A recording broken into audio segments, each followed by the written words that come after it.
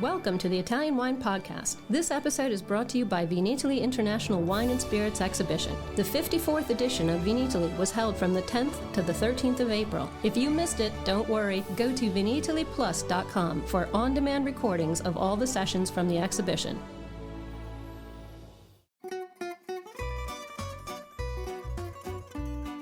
Welcome to Wine, Food and Travel with me, Marc Millon, on Italian Wine Podcast. Listen in as we journey to some of Italy's most beautiful places in the company of those who know them best, the families who grow grapes and make fabulous wines. Through their stories, we will learn not just about their wines, but also about their ways of life, the local and regional foods and specialities that pair naturally with their wines, and the most beautiful places to visit. We have a wonderful journey of discovery ahead of us, and I hope you will join me.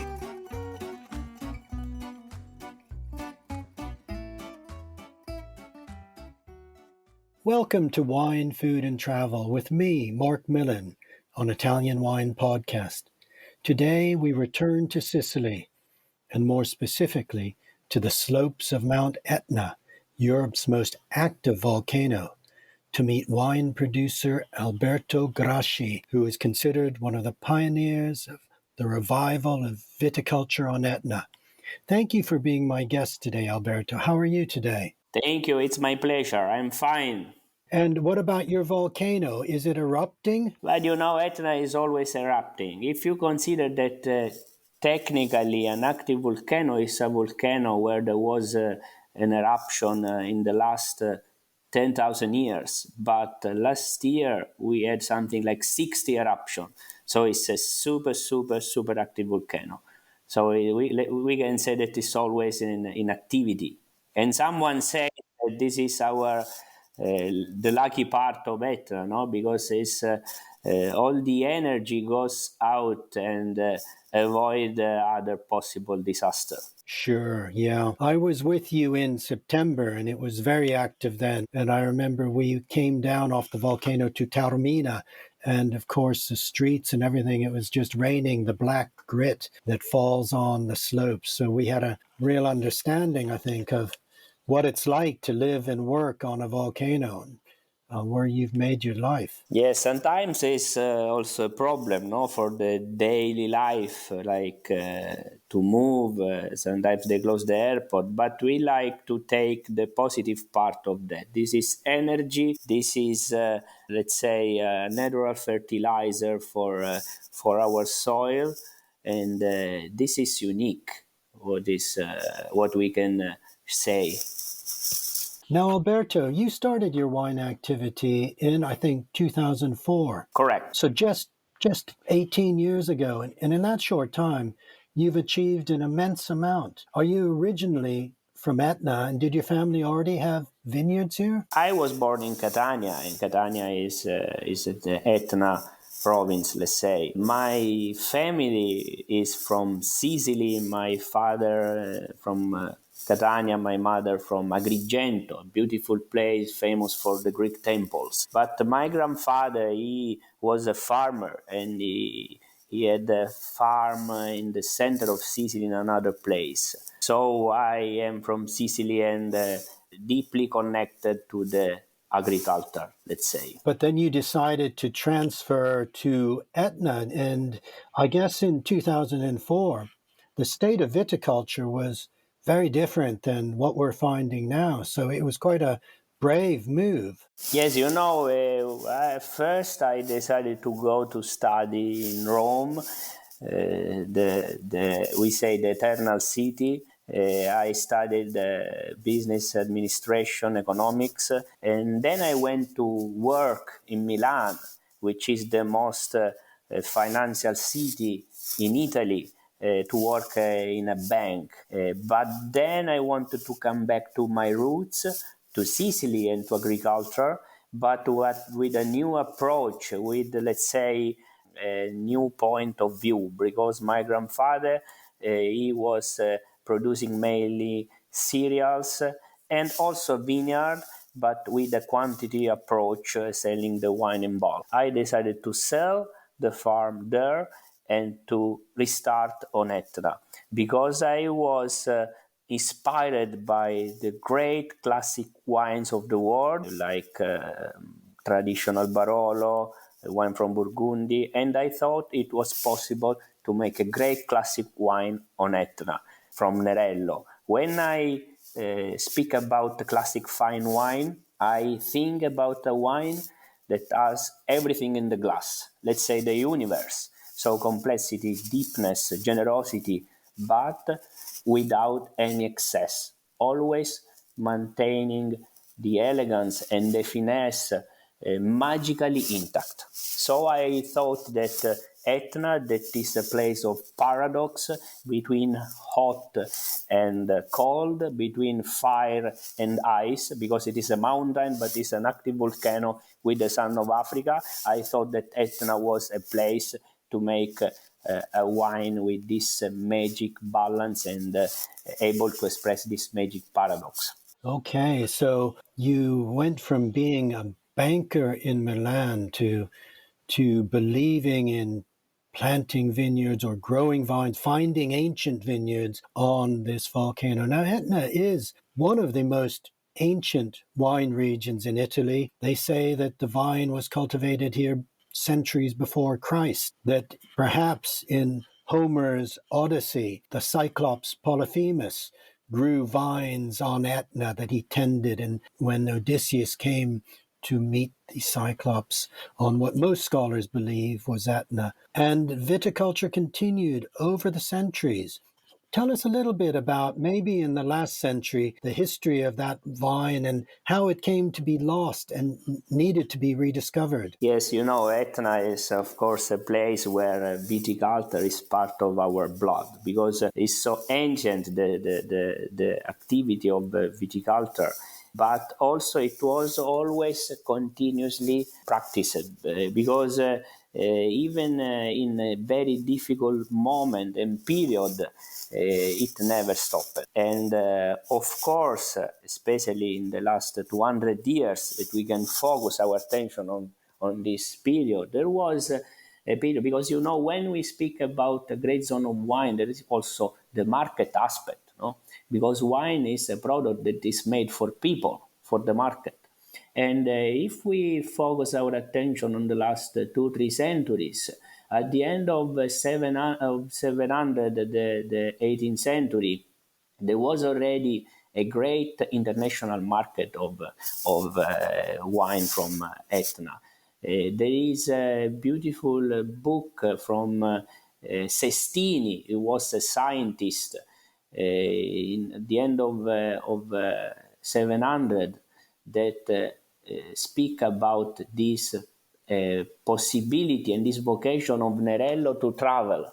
The fact that the wine was already produced for other places, other market. What is magic about wine is this vocation, this capacity to go around, to travel, to speak about the landscape. And then in the 19th century, especially at the end of 800s, was in the same period of the explosion of the phylloxera all around Europe, the Etna region became more and more important. So we arrived at 52,000 hectares of vineyard, and it is a lot. If you think that in Bordeaux there are something like 120,000 hectares, all Sicily today is 100,000 hectares. A small region like Etna was so big. My goodness, that's incredible. Yeah, because all this wine, it was they used to send to the port of Riposto. That was an important port that became important because of the wine market. And through the port of Riposto, the Etna producer, they used to send this wine to Genoa, where the merchant, they used to sell the wine everywhere. So in South America, in Europe, because that in that period was more, let's say, convenient. And this was the practice, to use a wine from another zone to balance some, let's say, problems of the vintage, instead of doing the sugar addiction that was practiced later. that is also allowed in a lot of states of Europe, but not in Italy, because you know that in Italy is not allowed to add sugar in the wine. So in that period, they use the elegant and the vibrant wine from Etna, that they also were really able to travel to, let's say, compensate some problems of cold vintages. So we had this great vineyard, 52,000 hectares on Etna, and yet gradually people left the mountain, people found work elsewhere. These old vines, some cases ungrafted, were abandoned. And when you came in 2004, many of these old vineyards were no longer in production. Correct. This vineyard, they were this big quantity of vineyard. We are talking about the 1893, 1895. But then, year by year, when it stopped this market of the blend, let's say, because with time the possibility to add sugar of the wine from other countries of Europe, and also the increasing of labor cost and let's say logistically approach that here in Sicily, it was not yet ready to make what bottled wine. But the bottled wine is something more recent, also in other important zone of Italy, but also in France, the market of bulk wine was very important. So the increasing cost, the change of the market, and the reduced capacity of give value in terms of the market made this activity less sustainable, and a lot of vineyards they were abandoned. But what is really special is the fact that a lot of small, incredible, and unique vineyards they survived, because the attention of the owner of this vineyard and let's say passion for this activity was what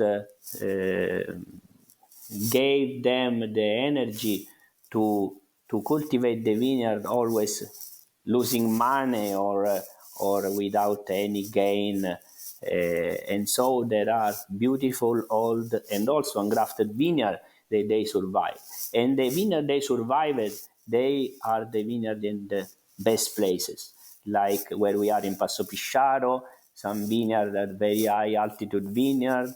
The majority of the vineyard they survived, they are in the north side of Etna. Okay, and these would be the palmento. Is that correct? What is a palmento? A palmento is, let's say, like a winery, but with a very old system that also was used by the Roman 2,000 years ago. So with a press that is made with a big tree and with the leverage system. No, there is a big tree. At the end of the tree, there is like a big stone, and they used to use this leverage with the weight of the stone to press the grape. And it was used in the past, especially in the last centuries.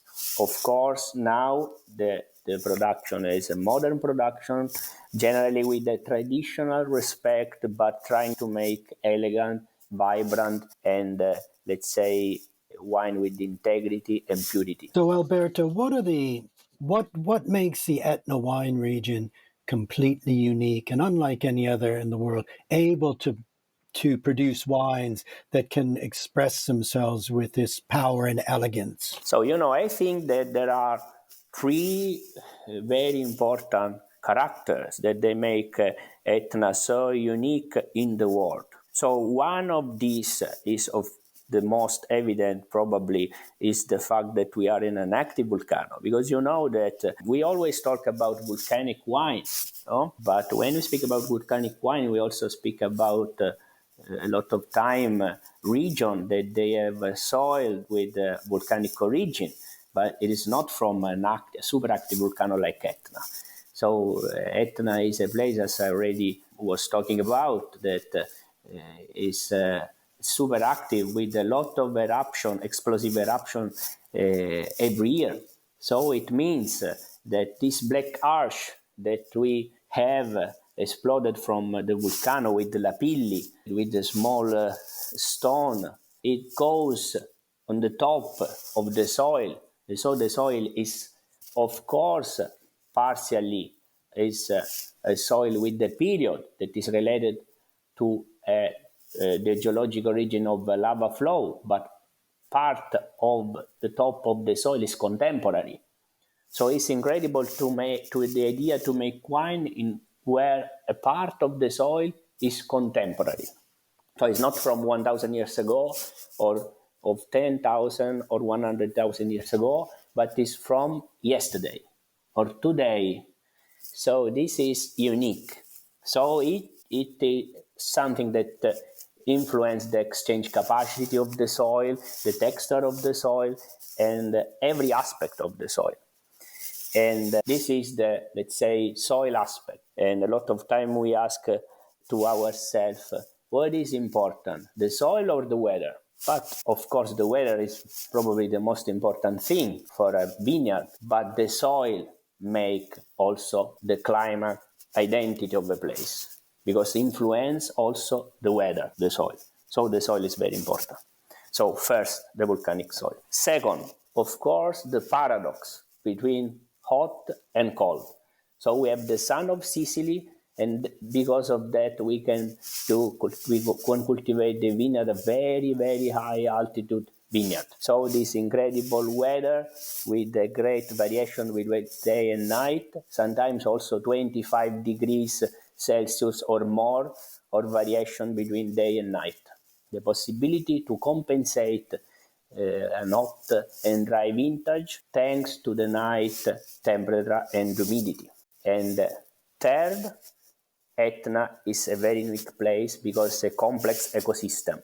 When we speak about sustainability, today is very trendy to speak about organic and sustainability, natural viticulture, and a lot of people, they speak about an estate, but this makes no sense because we are the leaves of a forest. So we can speak about sustainability, we can speak about a certain approach of making viticulture and wine only if we live in a complex ecosystem. And Etna is a complex ecosystem. We have 1,300 hectares of vineyard, but we have 16,000 hectares of woods. It's not possible to make sustainable viticulture if you don't have trees, because trees mean birds, and birds mean the possibility to have a balanced ecosystem, because they eat parasites. They complexity of ecosystem means bees, means butterfly, means winds. So Etna is a special place for that. We live in a protected park of 50,000 hectares. So 1,300 hectares of vineyard, 16,000 hectares of woods, 50,000 hectares of protected park. So that's why Etna is a unique place and can be a place to make a unique wine, able to express the emotion of the landscape. And what's interesting as well, Alberto, is that we are talking about Etna as the single wine region, but you have many sub-regions from the north, the east, the south. And in this unique wine region, great white, rosato, and red wines are produced. I know in your winery, you produce all three. Can you tell us about these wines, the grapes they're produced from, and why they are special? I think that this wine, Etna Bianco, Etna Rosso, and Rosato, they are the classic and historical appellation from the original disciplinary of Etna DOC that was published and established in 1968. So it's one of the most historical in Italy. They are for me unique because they are able to express the great identity of this place and this vineyard. Thanks also to these two typical grapes that are Nerello Mascalese for red and Carricante for white, and that are for me really adapt for this weather because of their very long maturation cycle, adapt because they are able to express the diversities of this unique place. You were talking about the zone of Etna. In effect, another unique aspect of making wine on Etna is the fact that Etna has a variation in altitude between 500 and 1000 meters above sea level for the vineyard, because Etna is also a volcanic cone. So when you go around the volcano, there is a change of exposition, sun exposition, humidity, quantity of rain, and of course the aspect of the different texture and composition of the soil. Always volcanic, but sometimes coming from a lava flow, an eruption of 50,000 years ago, and some other time from 500 years ago. So all these diversities, they make also Etna a place with a diversified vocation. So there are some places, some vineyards, they are more probably vocated to make a great Etna Bianco, so a white wine from Carricante, or vibrant and deep Etna Rosso, or sometimes some vineyard that because of the position or the altitude or the different humidity, they have the vocation to make a beautiful wine from Nerello Mascalese that is less about tannins but more about juice. And in this case, we talk about Etna Rosato. In my case, I think that all this wine, they must maintain and protect the purity of this fruit. So that's why we try to have a full maturation in the vineyard, and this is the place where to look for the deepness and the complexity, but we try to be very austere in the winery, not too much wood, not too much intervent, trying to maintain the essence and let's say elegant that come from this vineyard. Now, Alberto, we're talking about wine, but life on Etna is unique, and life on Etna has its own traditions and culture, not least of which is the gastronomy. Can we talk a little bit about, with this range of white, rosato, and red wines, some of the foods of Etna that naturally pair so well and that are equally important and a part of the culture of Etna? You know, this wine, they, thanks to this vibrant, let's say, expression coming from an electric acidity, thanks to the mountain influence and the salinity, thanks to this Mediterranean expression, they are perfect wine for gastronomy and very flexible sometimes. For example, Etna Rosso, you can easily pair and successfully pair with, for example, on Etna is famous for sausage, no? This salsiccia al ceppo, so from black pig from Nebrodi, and this fat taste of the sausage is perfect with tannin of Nerello. But Nerello, Etna Rosso, also changing the service temperature is very flexible. So you can also pair with grilled tuna, with the fish, because it's at the same time complex but light. So it's possible to be very flexible. Also for white, no? Etna Bianco has this typical smell sometimes of citrus, like remind me a lot of time the sea smell, and so it's perfect with fish, with fried fish. Thanks to this acidity, with this so savory acidity, it's perfect with fried shrimp, for example. They have this sweet tenderness. So it's this gastronomical capacity to pair with food is something very interesting for this wine. Well, Alberto, it's a fascinating story you've shared with us, how in such a short period of time, in your case, less than 20 years, you have been able to revive viticulture in this ancient wine land, in this land that is one of the oldest in Italy for the vocation of growing grapes. And yet, for wine lovers, it's also one of the most exciting to discover, because 25 years ago, there were very few bottles of good Etna wine on the market. And now other producers have come. Etna wine is finding its way around the world. At tastings, it is ranking with the great wines like Barolo and Brunello. I was at a very interesting tasting with you in Taormina Gourmet with the blind tasting of Etna Rosso, Barolo, and Brunello di Montalcino. That was fascinating to see the levels that Etna wines are rightfully taking now. So it's a very exciting region.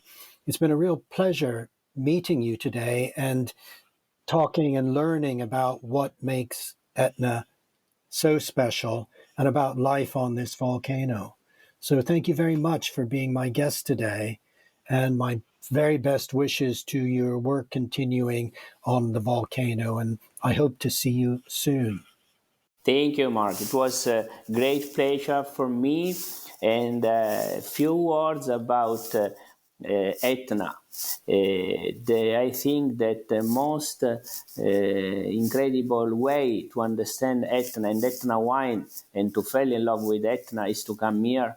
And this is the only way to understand what it means to be in an active volcano and to make wine in an active volcano. Yes, I'm sure you're right on that. And I hope that our listeners who are all around the world will be inspired to visit Etna, to discover your wines and to enjoy the local foods, especially that wonderful salsiccia al ceppo, which I certainly enjoyed when I was there with you. So thank you, Alberto. I hope to see you again soon.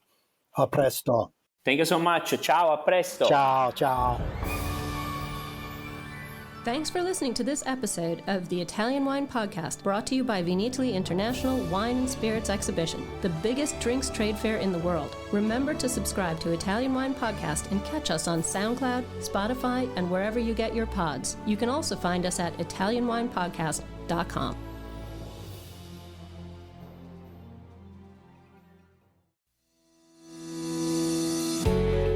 Hi guys, I'm Joy Livingston and I am the producer of the Italian Wine Podcast. Thank you for listening. We are the only wine podcast that has been doing a daily show since the pandemic began. This is a labor of love and we are committed to bringing you free content every day. Of course, this takes time and effort, not to mention the cost of equipment, production, and editing. We would be grateful for your donations, suggestions, requests, and ideas. For more information on how to get in touch, go to ItalianWinePodcast.com.